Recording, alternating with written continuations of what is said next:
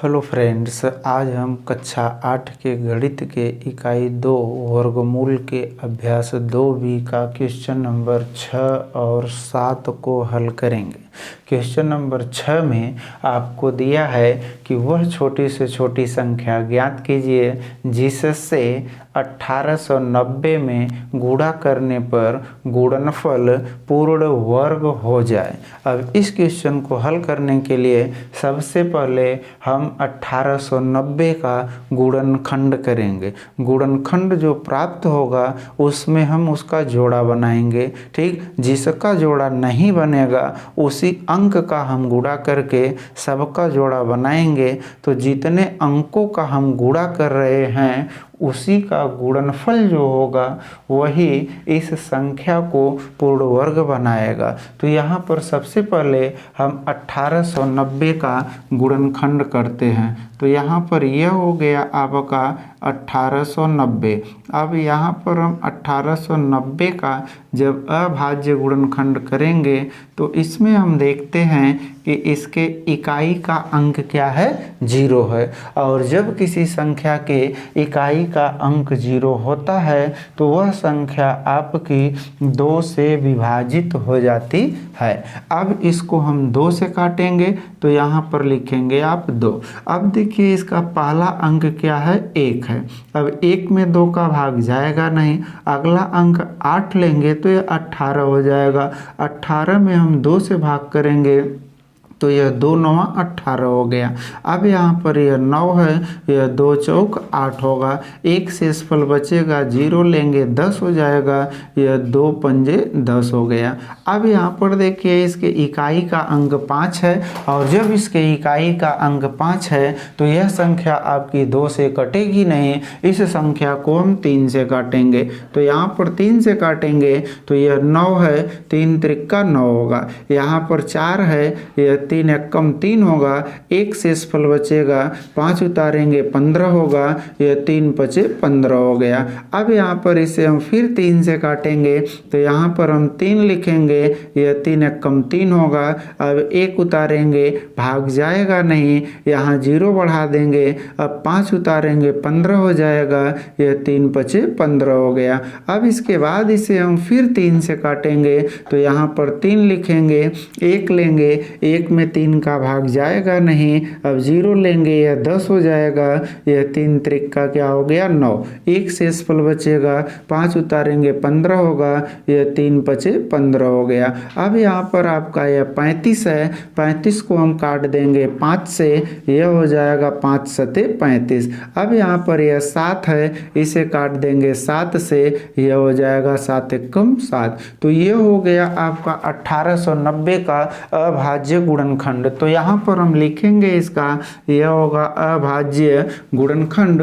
तो अभाज्य गुणनखंड देखिए इसका क्या मिला है। ठीक है, यह हो जाएगा बराबर, यहाँ पर 2, अब यह गुणे क्या होगा 3, यहाँ पर गुणे क्या होगा 3, अगला पार्ट गुणे होगा 3 और अगला पार्ट गुणे होगा 5 और अगला पार्ट गुणे होगा 7। अब इस गुणनखंड में हम देखेंगे कि जोड़ा किसका किसका बना है। तो यहाँ पर देखिए हमें केवल एक जोड़ा प्राप्त होगा, किसका, 3 का। ठीक है, तो यहाँ पर 3 गुणे 3 का आपको एक जोड़ा प्राप्त हो रहा है और अगला किसी भी गुणनखंड का आपका कोई जोड़ा नहीं है। तो पूर्ण वर्ग संख्या के लिए हमें गुणनखंड का जोड़ा प्राप्त होना चाहिए और हमें यहाँ पर 2 का, 3 का, 5 का, 7 का जोड़ा प्राप्त नहीं हो रहा है। ठीक है, तो यहाँ पर देखिए जोड़ा बनाने के लिए हम इसमें गुणे क्या कर देंगे 2,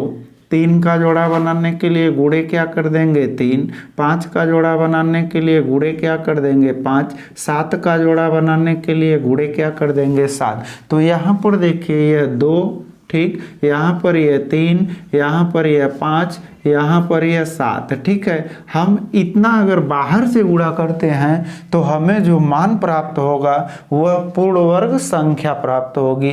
तो यहाँ पर हम लिखेंगे, ठीक है, गुणा की जाने वाली संख्या। ठीक है, यह होगा गुणा की जाने वाली संख्या और गुणा की जाने वाली संख्या का मान जब आप लिखोगे तो देखिए आपको प्राप्त क्या होता है। ठीक है, इस अभाज्य गुणनखंड में आप देखिए बाहर से किन किन संख्याओं का गुणा किया गया। बाहर से यहाँ पर 2, अगली संख्या आपकी क्या 3, अगली संख्या आपकी क्या 5, अगली संख्या आपकी क्या 7। यानी इसमें हम बाहर से गुणा कर रहे हैं 2, 3, 5 और 7 का। इन संख्याओं का जब हम गुणा करेंगे तो हमें जो मान प्राप्त होगा अभाज्य गुणनखंड का वह एक पूर्ण वर्ग संख्या का मान होगा। तो हम इसका गुणा कर देते हैं। तो यहाँ पर गुणा करेंगे तो ये 2 तिहाई 6 और 6 पच्चे 30 और 30 सत्ते 210। ठीक है, यानी यहाँ पर हम 1890 में अगर 210 का गुणा कर दें तो हमें जो गुणनफल प्राप्त होगा वह एक पूर्ण वर्ग संख्या होगी। ठीक, अब आते हैं हम 7वें सवाल पर। 7वें सवाल में आपसे कहा है कि वह छोटी से छोटी संख्या ज्ञात कीजिए जिससे 9408 में भाग देने पर भागफल पूर्ण वर्ग हो जाए। यानी हमें अब इस सवाल में हमें भागफल का मान पूर्ण वर्ग निकालना है और 6वें सवाल में हमें गुणनफल का मान क्या निकालना था, पूर्ण वर्ग निकालना था। तो प्रक्रिया ठीक वही होगी। सबसे पहले हम 9408 का अभाज्य गुणनखंड प्राप्त करेंगे। जो अभाज्य गुणनखंड प्राप्त होगा उसमें हम उसका जोड़ा बनाएंगे। जिसका जोड़ा नहीं बनेगा उसी से हम क्या करेंगे, भाग देंगे। ठीक, क्योंकि कहा है भाग देने पर। ठीक है, तो भाग देने पर कहा है तो जिसका जोड़ा नहीं बनेगा, ठीक, उसी संख्या से हम भाग देंगे तो जो भागफल हमें प्राप्त होगा वह एक पूर्ण वर्ग संख्या प्राप्त होगी। तो यहाँ पर देखिए यह आपका 9408 है। अब 9408 का आप अभाज्य गुणनखंड कीजिए। तो यहाँ पर इसका अभाज्य गुणनखंड करेंगे तो यहाँ पर इसके इकाई का अंक कितना है, 8 है। तो जब किसी संख्या के इकाई का अंक 0, 2, 4, 6, 8 होता है तो वह संख्या आपकी 2 से विभाजित होती है। तो हम इसमें 2 से भाग करेंगे। यहाँ पर इसका पहला अंक 9 है तो 9 में हम 2 से भाग करेंगे तो यह 2 चौक 8 होगा। एक शेषफल बचेगा, 4 उतारेंगे 14 होगा। यह हो जाएगा आपका 2 सते 14। अब यहाँ पर 0 है, यहाँ 0 लिख देंगे, 8 उतारेंगे, यह 2 चौक 8 होगा। अब इसके बाद इसे हम पुनः 2 से काटेंगे तो यहाँ पर 2 दूनी 4 होगा, 7 उतारेंगे 2 तिहाई 6 होगा। एक शेषफल बचेगा, 0 उतारेंगे 10 होगा, यह 2 पंजे 10 हो जाएगा। 4 उतारेंगे, यह 2 दूनी 4 हो गया। अब इसे हम फिर 2 से काटेंगे तो यहाँ पर 2 लिखेंगे, यह 2 है तो यह 2 एक कम 2 हो जाएगा। अब 3 उतारेंगे, फिर 2 एक कम 2 हो जाएगा। एक शेषफल बचेगा, 5 उतारेंगे 15 होगा, यह 2 सते 14 हो जाएगा। एक शेषफल बचेगा, 2 उतारेंगे 12 होगा, यह 2 छक 12 हो गया। अब यहाँ पर इसे हम फिर 2 से काटेंगे तो यहाँ पर 2 का भाग 1 में जाएगा नहीं। अब हम अगला 1 लेंगे, 11 होगा, यह 2 पंजे 10 हो गया। एक शेषफल बचेगा, 7 उतारेंगे 17 होगा, यह 2 अट्ठे 16 हो जाएगा। एक शेषफल बचेगा, 6 उतारेंगे 16 होगा, यह 2 अट्ठे 16 हो जाएगा। फिर इसे हम 2 से काटेंगे तो यहाँ पर 2 लिखेंगे।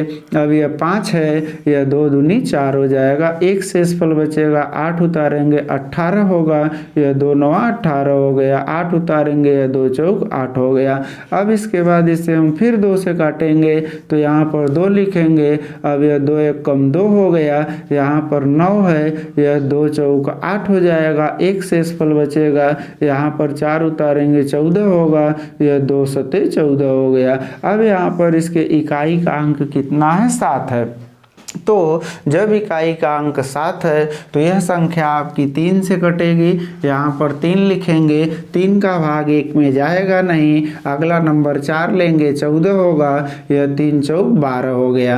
अब यहाँ पर 2 शेषफल बचेगा, 7 उतारेंगे यह 27 होगा, यह 3 नवा क्या हो गया 27। अब यहाँ पर कितना बचा 49, 49 आपका 7 से कटेगा, यह 7 सते 49 हो गया। अब यहाँ पर फिर हम इसे 7 से काटेंगे, यह 7 एकम 7 हो गया। तो यहाँ पर यह हमको प्राप्त हो गया 9408 का अभाज्य गुणनखंड। तो यहाँ पर हम लिखेंगे इसका, यह हो जाएगा अभाज्य गुणनखंड बराबर। अब देखिए आप अभाज्य गुणनखंड का मान आपको प्राप्त क्या हुआ है। यहाँ पर देखेंगे 2 हमें प्राप्त हुआ कितनी बार 6 बार। तो यहाँ पर हम लिखेंगे 2, यह होगा गुणे 2, यह होगा गुणे 2, यह होगा गुणे 2, यह होगा गुणे 2 और यह हो जाएगा आपका क्या गुणे 2।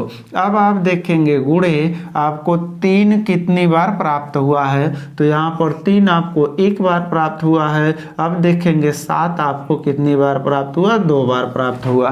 तो अब इस गुणनखंड में आप जोड़ा बनाइए, ठीक है, और उसमें देखिए किस अंक का आपका जोड़ा नहीं बनता है। तो यहाँ पर देखिए इसका जोड़ा यह होगा, इसका जोड़ा यह होगा, इसका जोड़ा यह होगा। अब यहाँ पर 3 है 1 बार, तो 3 का आपका जोड़ा नहीं बनेगा, ठीक है। अब हम 7 का जोड़ा बना देंगे, ठीक। तो यहाँ पर देखिए 3 एक ऐसा अंक है जिसका जोड़ा नहीं बन रहा है। तो जिस अंक का जोड़ा नहीं बनेगा उसी अंक से हम इसमें क्या करेंगे भाग कर देंगे। जब उसी अंक से भाग कर देंगे तो वह अंक भाग देने वाले अंक से कट जाएगा। तो हमें यहाँ पर क्या प्राप्त हो जाएगा 1। तो यहाँ पर देखिए जब 1 प्राप्त हो जाएगा तो 1 का हम किसी संख्या में गुणा करते हैं तो उसके मान पर कोई प्रभाव नहीं पड़ता है। तो यहाँ पर बाकी जितना नंबर बचेगा सब नंबर आपका क्या है जोड़े में है। यानी यहाँ पर यह जोड़े में है, यह जोड़े में है, यह जोड़े में है और यह भी जोड़े में है। 3 एक ऐसा अंक है जिसका जोड़ा नहीं बना है। तो इसमें अगर हम यहाँ पर 3 से क्या कर दें भाग, तो 3 से भाग करेंगे तो यह 3 इस 3 से कैंसिल होगा। यहाँ पर हमें क्या मिल जाएगा 1। और जब 1 बच जाएगा तो 1 का हम किसी संख्या में गुणा करेंगे तो कोई फर्क नहीं पड़ेगा। और बाकी संख्याएं जो हमारी हैं वह जोड़े के रूप में हैं। तो यहाँ पर यह इसका जो गुणनफल होगा यह पूर्ण वर्ग होगा। तो यहाँ पर हम देखेंगे भाग की जाने वाली संख्या का मान, क्योंकि हमसे पूछा है कि इतने में भाग देने पर भागफल पूर्ण वर्ग हो जाए। तो यहाँ पर हम लिखेंगे भाग की जाने वाली या भाग देने वाली संख्या का मान, भाग देने वाली संख्या का मान बराबर यहाँ पर हो जाएगा 3। तो यह हो गया आपका आंसर। अगर हम 9408 में संख्या 3 से भाग देते हैं तो हमें जो भागफल प्राप्त होता है वह भागफल एक पूर्ण वर्ग संख्या होगी। इस तरह से आपका अभ्यास 2B का प्रश्न 6 और यह 7 कंप्लीट हो गया।